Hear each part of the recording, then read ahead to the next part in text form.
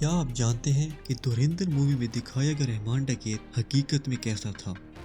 آخر کیوں لوگ اسے گاڈ فادر آف لیاری کہتے تھے؟ چھوٹے سے ڈرگ ڈیلر کا بیٹا جس نے غریبی میں بچپن گزارا، 13 سال کی عمر میں ایک شخص کو چاقو مار دیا، 15 سال کی عمر میں اپنی ماں کو قتل کر ڈالا اور 21 سال کی عمر میں کراچی کا سب سے بڑا گینگسٹر بنا۔ اس نے ڈرگ ڈیلنگ، بھتہ خوری اور ٹارگٹ کلنگ کا اتنا بڑا نیٹ ورک کریٹ کیا کہ 25 سال لگاتار کوشش کرنے کے بعد بھی گورنمنٹ اسے ختم کرنے میں ناکام رہی۔ رحمان ڈکیت کون تھا؟ وہ کیسے گینگسٹر بنا اور کس طرح اس نے کرائمز کا اتنا بڑا نیٹ ورک کریٹ کیا؟ آئیے جانتے ہیں۔ رحمان ڈکیت کی دی ہوئی موت بڑی کسائی نما ہوتی ہے۔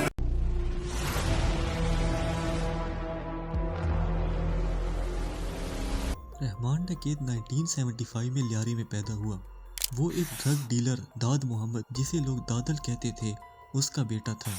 غربت اور بے روزگاری کی وجہ سے رحمان بہت چھوٹی ہی ایج میں کرائمز میں انوالو ہوا۔ ایک رپورٹ کے مطابق 25 سال کی عمر میں لیاری کے انڈر ورلڈ پر مکمل کنٹرول حاصل کیا۔ 2001 میں اپنے رائیول حاجی للو کے گینگ پر قبضہ کیا۔ اس وقت اس نے بھتہ خوری، اسمگلنگ، ٹارگٹ کلنگ اور کڈنیپنگ کے ذریعے بہت زیادہ دولت اکٹھی کی اور کراچی کا سب سے پاورفل فگر بن گیا۔ رحمان نے 3 شادیاں کی اور اس کے 13 بچے تھے۔ 1995 میں ڈرگز کے کیس میں اسے جیل ہوئی۔ اس پر ڈرگ ڈیلنگ اور ٹارگٹ کلنگ کے ٹوٹل 80 کیسز تھے، لیکن کراچی کے پولیٹیکل لیڈرز کے ساتھ تعلقات ہونے کی وجہ سے اسے کوئی سزا نہیں ہوئی اور وہ جیل سے فرار ہو گیا۔ رحمان نے بھتہ خوری کے ذریعے ایک بہت بڑا کریمنل امپائر کھڑا کیا۔ پاکستان اور ایران میں اس کی 197 کروڑ کی پراپرٹیز تھیں۔ اس نے پاکستان پیپلز پارٹی کے ساتھ ہاتھ ملایا، جس کی وجہ سے اسے پولیٹیکل سپورٹ حاصل ہوا۔ اس کے بعد وہ جو بھی کریمنل ایکٹیویٹی کرتا وہ اسے چھپا لیتے۔ 2008 میں اس نے پیپل پارٹی کے ساتھ مل کے ایک امن کمیٹی بنائی۔ امن کمیٹی لیاری میں پیس کے لیے بنی تھی، لیکن اس کا اصل مقصد کچھ اور ہی تھا۔ وہ ایک طرف دعویٰ کرتے کہ ہم لیاری میں امن لا رہے ہیں، لیکن حقیقت میں وہ رحمان ڈکیت کی کریمنل ایکٹیویٹیز کو کنٹرول کر رہے تھے۔ رحمان ڈکیت رابن ہوڈ کی طرح تھا۔ ایک کریمنل ہونے کے باوجود بھی اس نے معاشرے میں اپنی اچھی امیج بنائے رکھی۔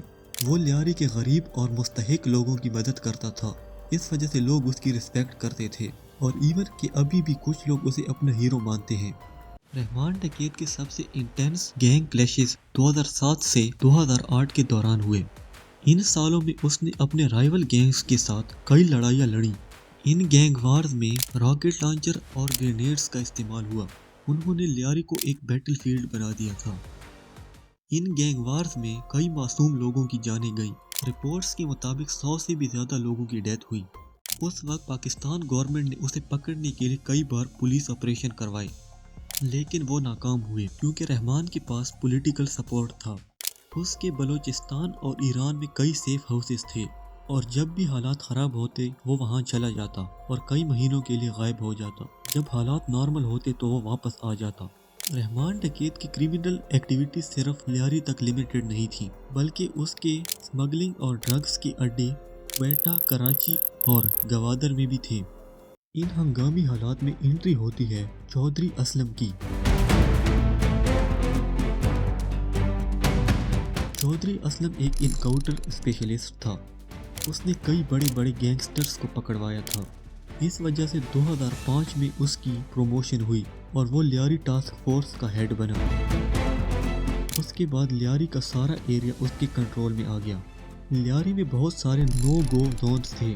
یہ وہ علاقے تھے جہاں صرف گینگسٹرز کا کنٹرول ہوتا تھا اور کوئی وہاں جانے کی ہمت نہیں کرتا تھا۔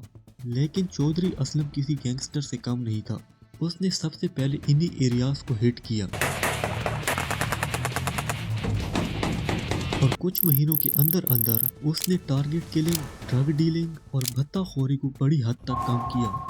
چودھری اسلم اور رحمان ڈکیت کا سب سے پہلا انکاؤنٹر 2006 میں ہوا، جب چودھری اسلم گینگسٹرز کے خلاف آپریشن کر رہا تھا۔ اس نے رحمان ڈکیت کو بھی پکڑ لیا تھا लेकिन करप्शन की वजह से रहमान डकैत एक बार फिर जेल से निकल आया। उसके 3 साल बाद 2009 में एक बार फिर चौधरी असलम रहमान डकैत को ट्रैक करने में कामयाब हुआ। रहमान डकैत अपने साथियों के साथ एक स्टील मिल में कोई प्लानिंग कर रहा था। इस बार चौधरी असलम मौका खोना नहीं चाहता था, इसलिए रात के वक्त उसने रहमान डकैत के खिलाफ ऑपरेशन किया। इस इनकाउंटर में रहमान डकैत और उसके साथी मारे गए। चौधरी असलम ने इंटरव्यू में बताया कि वो जैसे ही रहमान डकैत को पकड़ने के लिए पहुंचे तो उसके साथियों ने पुलिस पर फायरिंग शुरू कर दी, जिसकी वजह से उन्हें मजबूरी में रहमान डकैत को मारना पड़ा।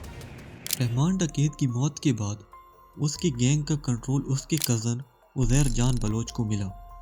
अब यहाँ सवाल पैदा ये होता है कि रहमान डकैत इतना पावरफुल बना कैसे? आइए जानते हैं। लियारी पाकिस्तान का एक बहुत बैकवर्ड एरिया है। लियारी की गुर्बत, गैंग्स की आपस की दुश्मनियों और पॉलिटिक्स की वजह से लोगों ने स्मगलिंग और ड्रग डीलिंग शुरू कर दी। पाकिस्तान की गवर्नमेंट ने भी इस तरफ कोई ध्यान नहीं दिया और इसलिए लियारी में गैंग्स एक ट्रेडिशन बन चुका था। इस वजह से ना चाहते हुए भी लोगों को क्राइम्स में इंटर होना पड़ता, क्योंकि यहाँ पे गेम सर्वाइवल का था। जिसके पास पावर ना होती वो मार दिया जाता। जहाँ कानून जंगल का बन जाए वहाँ इंसान को सर्वाइव करने के लिए कुछ भी करना पड़ सकता है। रहमान डकैत की ग्रोथ एक ऐसी इन्वायरमेंट में हुई जहाँ लड़ाई झगड़े, वायलेंस और इनकाउंटर सब कुछ आम था।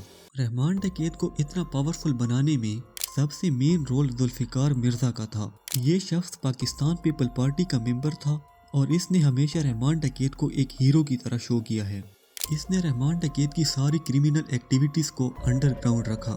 रहमान डकैत दिन दहाड़े क्राइम्स करता और जुल्फिकार मिर्जा उन्हें कवर करता था, इसलिए उसे पूछने वाला कोई भी नहीं था। पॉलिटिकल पार्टीज़ को अपने काले धंधे करने के लिए रहमान डकैत की ज़रूरत थी, इसलिए उन्होंने रहमान डकैत को आज़ाद छोड़ दिया था। इस सब में रहमान डकैत एक ऐसे लेवल पर पहुंचा कि उसे कंट्रोल करना पॉसिबल नहीं था। उल्टा वो खुद गवर्नमेंट को कंट्रोल करने लगा।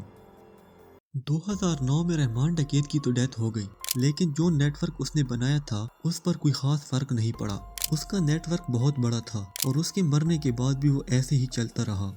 जहाँ पर हम लोग रहमान डकैत को एक विलन की तरह देखते हैं, वहाँ हजारों लोग रहमान डकैत को अपना हीरो मानते हैं। यही वजह थी कि रहमान डकैत का जनाजा कराची के सबसे बड़े जनाजों में से एक था।